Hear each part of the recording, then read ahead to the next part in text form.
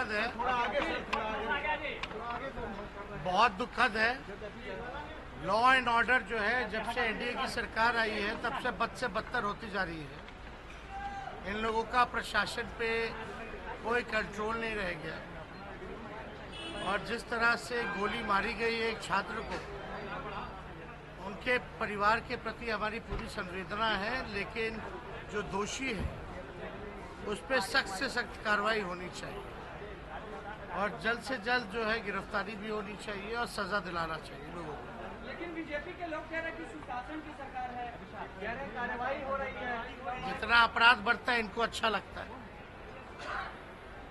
भाजपा के लोग आज तक सृजन घोटाला में क्या हुआ उस पर कार्रवाई नहीं, बालिका गृह कांड पे कोई कार्रवाई नहीं।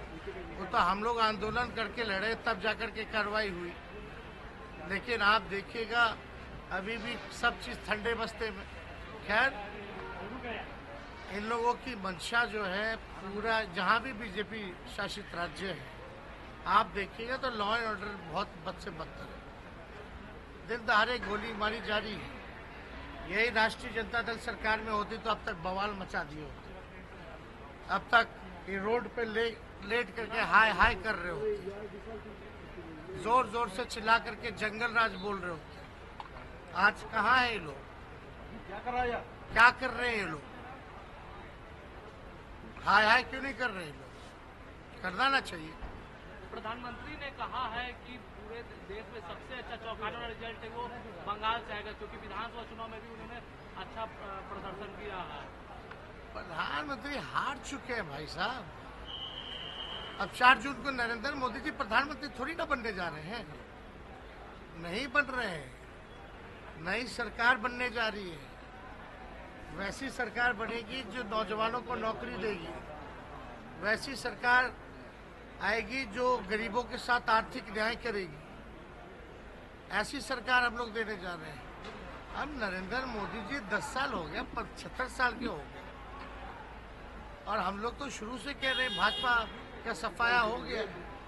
अरे भाजपा के लोग ही नहीं चाहते नरेंद्र मोदी जो है प्रधानमंत्री बने, औरों को तो छोड़ो।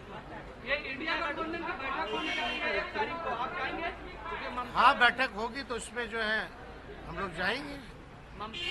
लेकिन आप जो कह रहे हैं ना 4 जून के बाद, हमारे चाचा जो है पिछड़ों की राजनीति और पार्टी बचाने के लिए कोई भी बड़ा फैसला 4 जून के बाद ले सकते हैं। आपके साथ आएंगे क्या? अब आप जब बड़ा फैसला लेंगे तो देखिएगा। चलिए, 1 तारीख की बैठक में क्या तय होगा? अरे 4 जून तक इंतजार करो, 4 जून तक इंतजार कीजिए। चलिए।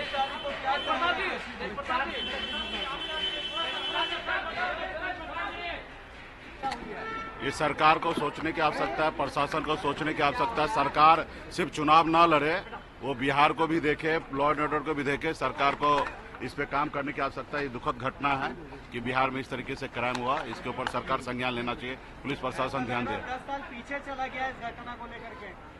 नहीं, देखिए इतना तो नहीं कह सकते, लेकिन सरकार को इस पे गंभीरता लेना चाहिए, पुलिस को इस पे ध्यान देने की आवश्यकता है। समीकरण को साधने के लिए मोहन यादव कल पटना आए थे। देखिए, मोदी जी मान लिए कि उनसे कुछ नहीं हुआ बिहार में, तो इसलिए लोडर को बुलाया गया। बिहार में जब लीडर है तेजस्वी प्रसाद यादव जी, लालू प्रसाद यादव जी लीडर है, तो लोडर का कोई आवश्यकता है नहीं।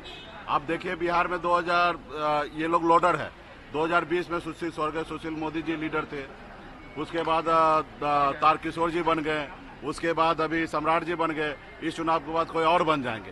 तो यहाँ पे लीडर नहीं है, यहाँ लोडर है और लोडर को बिहार में कोई जरूरी नहीं है। और भारतीय जनता पार्टी इस तरीके से काम करते हैं कि वोट के लिए कुछ भी करते हैं।